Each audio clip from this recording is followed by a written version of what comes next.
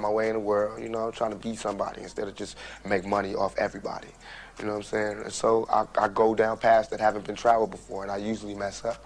But I learn, you know what I'm saying? I come back stronger. You know, I'm not talking ignorant, you know what I'm saying? So I obviously put thought into it. Did you feel at any point that you was like betraying New York or Biggie by going to do that interview with Tupac at that time? His side of the story was like, how could I be mad at a whole coast? That don't even make sense. I'm like a lightning rod because I'm attacking New York's finest. They're self-proclaimed king of New York. You know what I mean? I think Puff is probably one of the only persons that heard that interview. Angie can't say that nobody heard that interview because it wasn't her ideal not to put it out. Pac hit us with Hit 'Em Up, and that joint was cold. Plus, Puffy trying to see me weak, hearts I rip, Biggie Smalls and Junior Mafia some more. We would take your turntables, you played Hit 'Em Up. That thing hurt to this day. Welcome back. Let's spill the tea on today's biggest celebrity stories. Before we begin, don't forget to subscribe to get your daily dose of scandal and glamour. This old Tupac interview just came back from the grave, and it's got the internet in a chokehold. People are losing it because Pac wasn't just talking. He was dropping straight-up warnings about Diddy, years before any of this trial mess hit the surface. See, folks used to think Diddy was just out here building a music empire. Nah, according to Pac, he was running a whole underground operation, like a damn cartel in disguise. Tupac tried to blow the lid off it back in the day, but no one wanted to believe him. They called him bitter. They called him crazy. But now, everything he said is lining up too perfectly. And you remember that interview with Angie Martinez? The one she claimed she didn't want to release because of the East Coast versus West Coast beef? Turns out, that was cap. Word is, it wasn't even her call. Diddy shut that interview down himself. Think about it. Pac was naming names, pointing fingers, exposing what was really going on behind closed doors, and Diddy made sure it never saw daylight until now. Fast forward to today, with the feds all over this case and folks finally speaking without fear, Pac's truth is hitting harder than ever. He saw the manipulation, the control, the fear Diddy used to keep people quiet. He wasn't just beefing with rappers. He was trying to pull back the curtain on a whole power play. And the wildest part? He said all this in the 90s, when the game was too scared to even whisper Diddy's name sideways. So now we gotta ask, was Tupac silenced because he knew too much? Was this deeper than music? Because it's looking like Tupac wasn't paranoid. He was right. By now, everyone's heard the whispers, those long-running rumors that Diddy had something to do with Tupac's death. It's been circling for decades, always in the shadows, always just out of reach, but it never really went away. And let's be real, more people believe it than admit it. It all started with Diddy feeling shook by Pac. Not just over bars and albums, this was personal. Tupac wasn't just a rapper, he was a movement. That presence, that raw charisma, the street rep, Diddy couldn't touch that, no matter how many suits he wore or checks he wrote. Pac had the kind of energy you can't fake. He was smart, good-looking, hilarious, sharp with the pen, and people loved him. They didn't just stream his music, they trusted him. He walked with the people. Meanwhile, Diddy, he had the cash, the industry pull, but none of that realness. Tupac wasn't chasing clout. He was lifting up his community, speaking truth, putting real issues on the mic. Diddy, he was always plotting, thinking 2 steps ahead on how to flip people for his own gain. That snake energy. Let's keep it real. Pac was everything Diddy pretended to be. While Tupac stayed grounded and authentic, Diddy was out here forcing the image, trying way too hard to be something he wasn't. And when a man like that feels cornered by the real thing, that's when things get dangerous. People who grew up with Diddy say one thing loud and clear: he's always been mad insecure. From way back, he wanted to be that guy, but he just didn't have it in him. Couldn't rap, couldn't act. No natural style, no charisma, and definitely no looks. Not even back in the 90s. Industry folks been saying it for years. Diddy was a try-hard, always chasing validation, always begging for attention, desperate to be feared and respected, but never earning it. And now with all this ugly truth crawling out the shadows, Diddy's starting to look less like a mogul and more like a stone-cold psychopath, the type of dude who'd smile in your face, then stab you in the back just to climb a little higher. He'd use you, toss you, wreck your whole life, and sleep like a baby afterwards. He forced his way into the spotlight, clawed to the top like a man possessed, but it never looked natural. He He never felt like that guy. That effortless energy Tupac had, Diddy could never touch that. Pac had it in his bones. He didn't need smoke and mirrors. People felt him instantly. No act, no gimmicks, just real. And Gene Deal, Diddy's former bodyguard, spilled the whole tea. He said Diddy couldn't stand to watch Tupac blow up. Why? Because Pac didn't need to buy loyalty. People gravitated to him. Meanwhile, Diddy? He had to pay folks just to stand next to him. That's the kind of envy that turns deadly. So what did Diddy do when he realized he could never be Tupac? He started copying him straight up. The fits, the vibe, even the type of women Pac was into. Diddy was mirroring all of it like some obsessed fan-turned-rival. It wasn't homage. It was pure envy dressed in designer. Word on the street is, Diddy got so twisted over Pac that he allegedly started acting aggressive toward Kim Porter just because she showed interest in Tupac. That jealousy ran deep, and people around him saw it firsthand. But Tupac, he peeped it all from the jump. He clocked Diddy's whole game early, before the industry even knew what was up. Pac was one of the first to hint that Diddy might have been living a double life, but that wasn't even the biggest issue. According to Suge Knight, Pac was actually more worried about Diddy's weird energy around young artists. Now that stories are surfacing about Diddy, and names like Justin Bieber getting dragged into the mix, it's giving confirmation. Tupac tried to wave the red flag years ago. He wasn't throwing shade for nothing.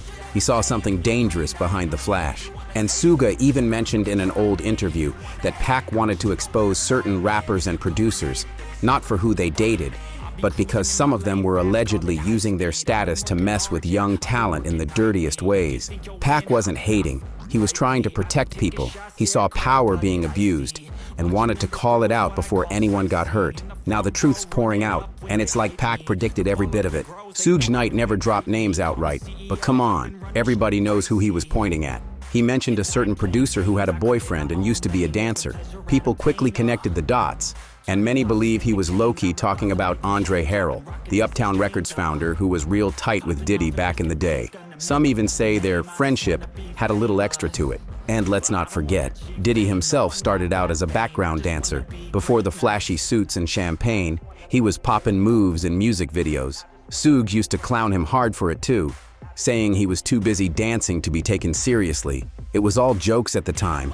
But now with all these allegations stacking up, those old jabs are hitting different. With Diddy's name now tangled in wild rumors about Pac's death, fans are saying the coincidences are starting to feel more like receipts. Piece by piece, the puzzle's coming together, and it's painting a dark picture. And we gotta circle back to that infamous Angie Martinez interview. Angie always claimed she held it back to avoid throwing gas on the East Coast versus West Coast flames. But Gene Deal just exposed the real reason.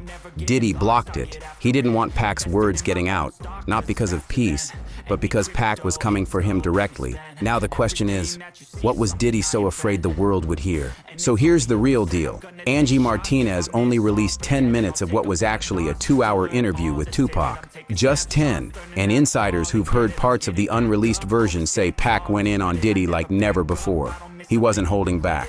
Not even a little bit. This was during the peak of the East Coast versus West Coast chaos. Everyone was on edge, and fans were ready to hear what Pac had to say. But Angie claimed that dropping the full interview would have thrown gasoline on a fire that was already raging. She said she didn't want to stir up more drama or violence. But let's be real, now we know she didn't have much of a choice. Sources close to the situation say Angie was under serious pressure. Going against Diddy's wishes back then, that could have cost her career, or maybe even put her safety at risk. That's how much pull Diddy had in the industry at the time. That whole interview has been shrouded in mystery for years. People been whispering about it, speculating what Pac said when the cameras weren't edited.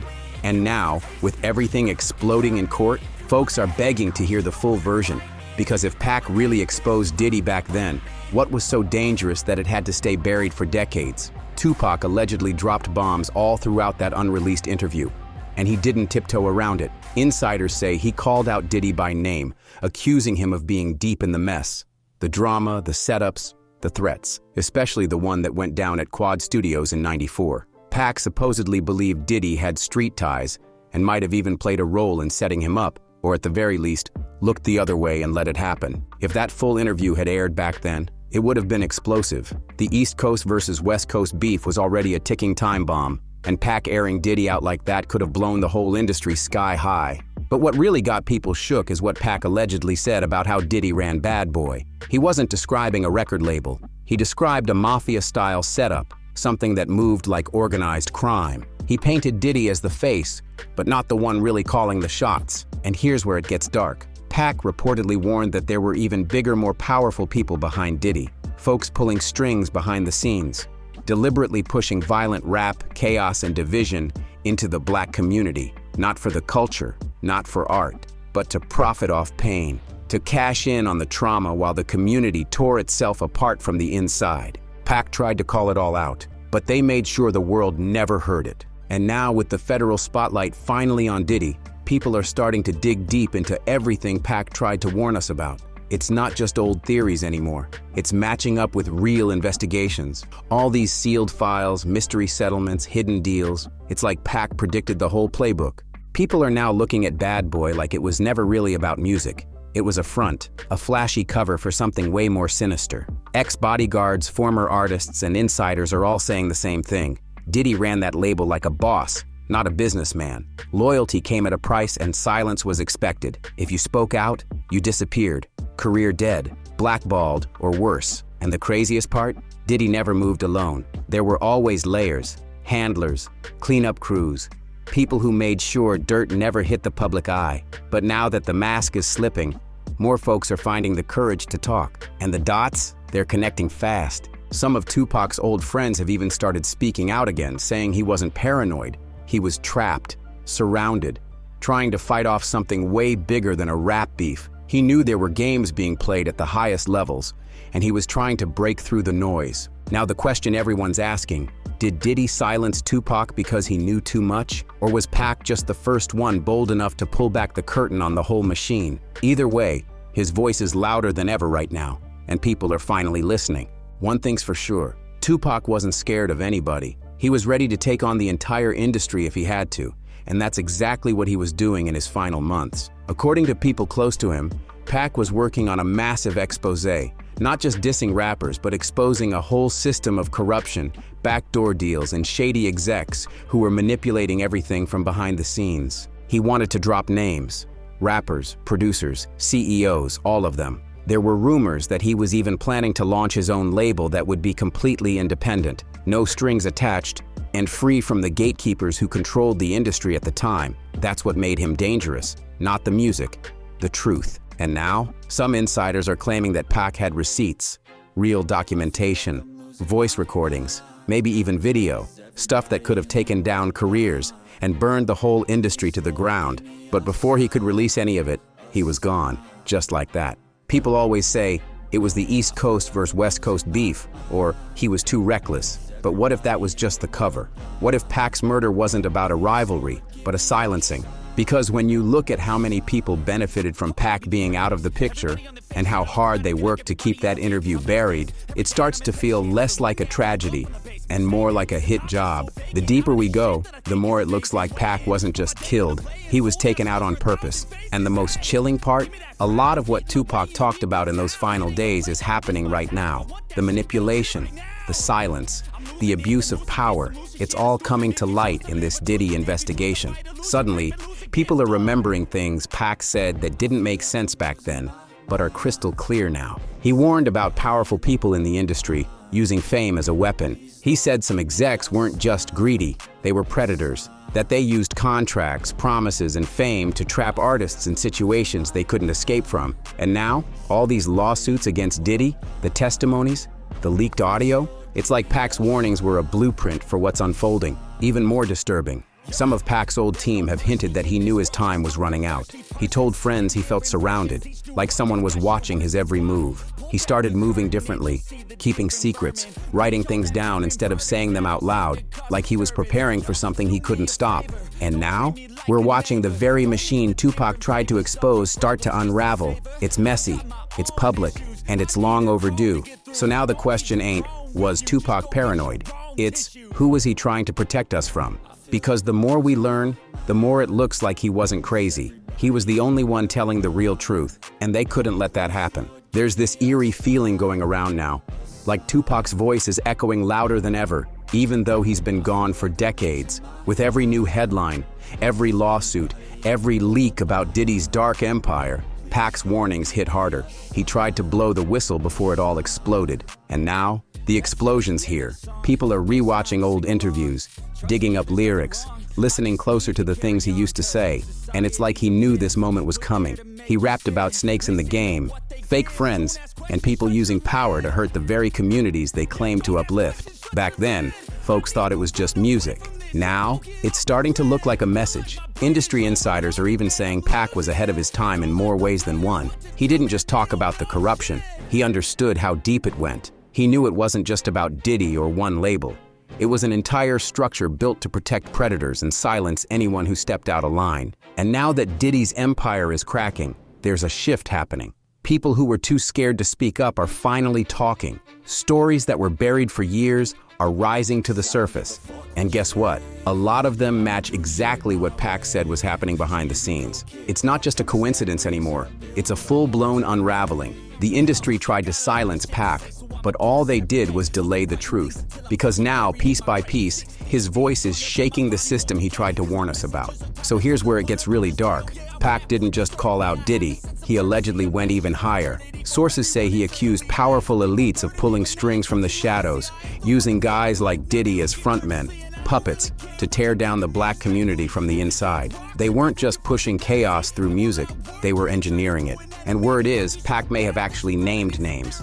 He wasn't scared to point fingers at the real bosses, the ones no one talks about, the ones who never show their faces but control everything behind the scenes. Now think about that. If Tupac really did expose those top-tier power players, that might explain why, even today, with Diddy's world falling apart and the bad boy empire crumbling, the full version of that Angie Martinez interview is still buried.